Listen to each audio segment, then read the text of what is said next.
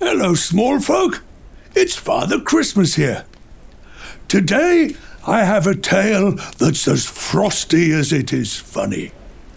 A story of creativity, competition, and a sprinkle of mischief, too. You see, today was one of the most anticipated days of the elven calendar. The annual snowman making competition. Every year, the elves prepare for this day with glee, and the whole of Lapland turns into a dazzling display of sensational snowmen, each one as unique as the elf who created it. The air was filled with excitement, and the snow was just right, soft and fluffy, yet perfectly packable. Let me tell you what happened next. It all began at the crack of dawn, as the sun peeled over the horizon, casting a gentle glow on the freshly fallen snow. The elves were up early and already out and about, wrapped up warmly and gathering their supplies, each staking out the best snowdrifts to work with. The reindeer watched on curiously from their stables, though with eyes still dozy, wondering why the village had sprung to life so early today. And the husky puppies, feeling the excitement in the air, but without really knowing why, yapped encouragingly as the elves scurried by.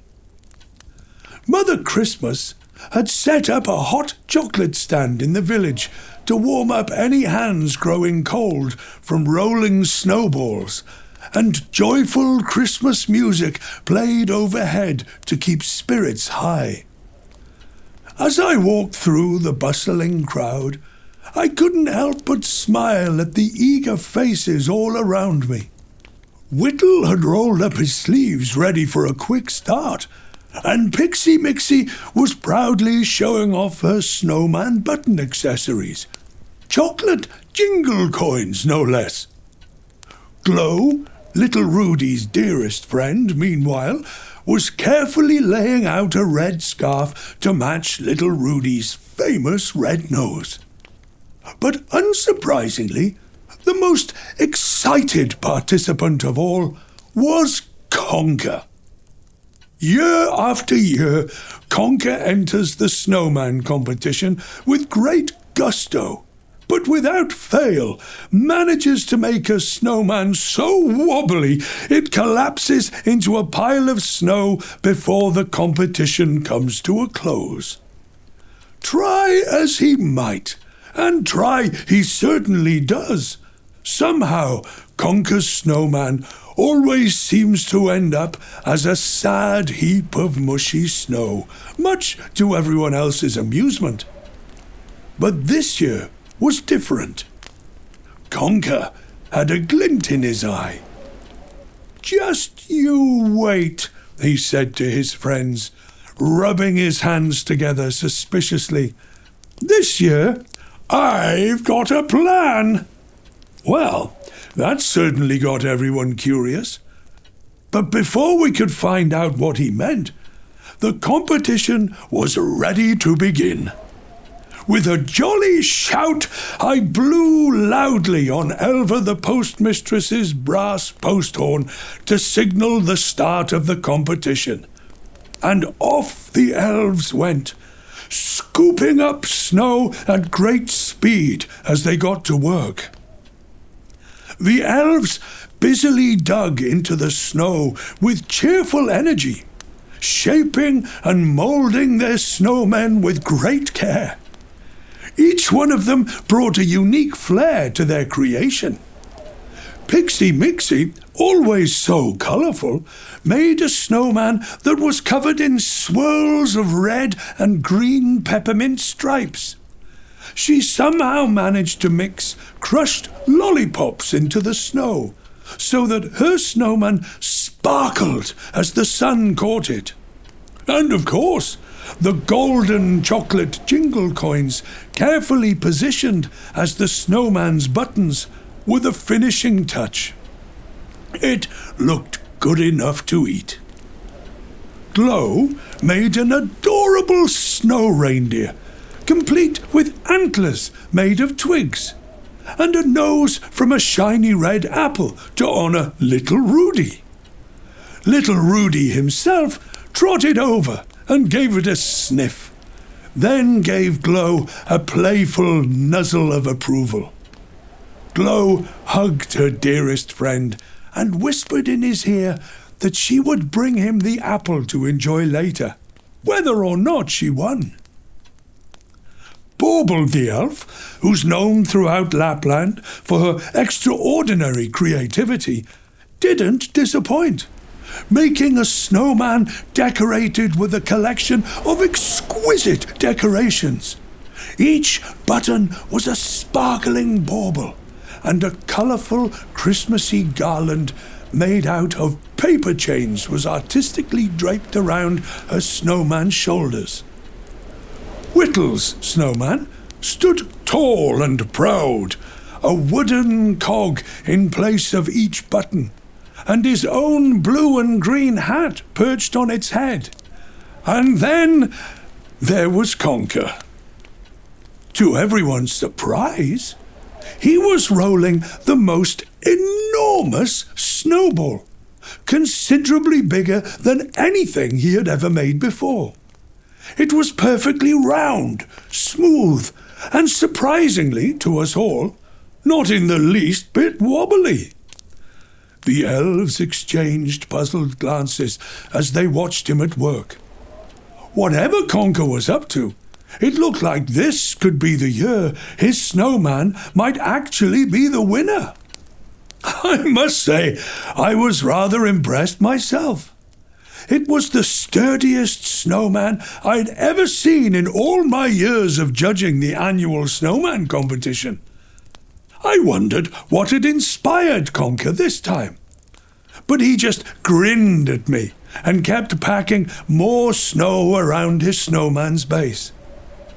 As the hours passed, the elves sculpted and decorated and perfected their creations, until the village square was filled with snowmen of every shape, size, and style. Each one stood tall and proud, a perfect reflection of the elf who made it. As the light started to fade, I once again blasted Elva's post horn to signal that the time was up and the competition had come to an end. Every snowman was finished, and it was time to gather around and for me and Mother Christmas to judge the creations. We walked from snowman to snowman, complimenting each elf on their creativity and effort, genuinely impressed by their work. Glow, Pixie Mixie, and Bauble followed along behind us, eagerly waiting to hear who would be awarded this year's prize, a pretty golden snowflake decoration to hang on the front door of their home. As I approached Conker's snowman, I could not believe my eyes. Indeed, I might say my jaw dropped open. Standing before me was the most magnificent snowman, so grand it nearly touched the tops of the tallest trees. It had the most symmetrical shape, with perfectly round snowballs stacked high, and it was decorated with pine cones for buttons and a sparkling star on its head. "Well, Conker," I said, well and truly impressed, "this is quite the achievement. I've never seen anything like it. And not to be unkind, but certainly never from you." Conker grinned widely, trying to look modest but failing miserably. "Thank you, Father Christmas," he said, his chest puffed up with pride. "I just, put a bit more effort in this year." The elves gathered around, whispering in awe. "Can you believe it? Have you seen Conker's snowman? He certainly deserves to win this year, they all agreed. Well, I must say we have a very obvious clear winner, announced Mother Christmas, raising her hand to point at Conker Snowman. But just as the elves began to cheer respectfully, something unexpected happened. Wish pointed and let out a gasp. Look! The snowman's moving! We all turned to see that Conker Snowman was indeed swaying back and forth, just slightly at first, but then more noticeably. And suddenly it let out a big sneeze, sending snow fluttering down from its shoulders. The snowman reached up and tipped its hat, revealing that underneath all that snow was none other than Tree High, trying very hard to stifle a giggle. "Oh, Conker," Tree High chuckled, her voice breaking. "I'm sorry, I just couldn't stay still any longer. The snow was too tickly." Conker's face turned bright red as he realized he'd been found out. He scratched his head and grinned sheepishly. "I thought if I built my snowman up around Tree High, it would be the best one ever. And it very nearly was." It turned out that Conker, in his quest to win something for once in his life, had persuaded Tree High to stand perfectly still while he built the snowman around her. Tree High, being so very tall, was the perfect framework for a gigantic snowman. But even Tree High couldn't remain still for so long, and when she finally moved, Conker's trick was revealed. Well, the elves burst into laughter at Conker's cheeky plan, and even I couldn't help but chuckle. Tree High shook the snow from her shoulders, sending a flurry of snowflakes drifting down all over Conker so that he looked rather like a snowman himself. "It was a clever idea, Conker," I said, trying to keep a straight face, "but I'm afraid you'll have to follow the rules next time. A snowman is supposed to stand on its own, without a tree or an elf as tall as a tree inside." The elves all laughed and patted Conker on the back, admiring the boldness of his plan. But the competition had to be fair, so I turned back to the parade of snowmen, looking for a new winner. After much deliberation, Mother Christmas and I chose Glow's snow reindeer. With its red nose and delicate antlers, it captured the spirit of Lapland perfectly. Joyful, creative, and filled with magic. "Glow, you've outdone yourself," I announced, handing her the golden snowflake prize. "This snowman, or should I say snow reindeer, is simply delightful." The elves cheered as Glow accepted her prize, blushing with pride. And so the annual snowmaking competition came to an end, filled with laughter, creativity, and a bit of unexpected trickery. Conker may not have won, but he certainly gave us a story to remember. As the day turned to evening, we gathered around the fire, sipping hot chocolate and telling tales of past snowmen competitions, while this year's snowmen stood watching on as silent, frosty friends around the village. So, today, small folk, was a reminder that the best part of any competition isn't always the prize.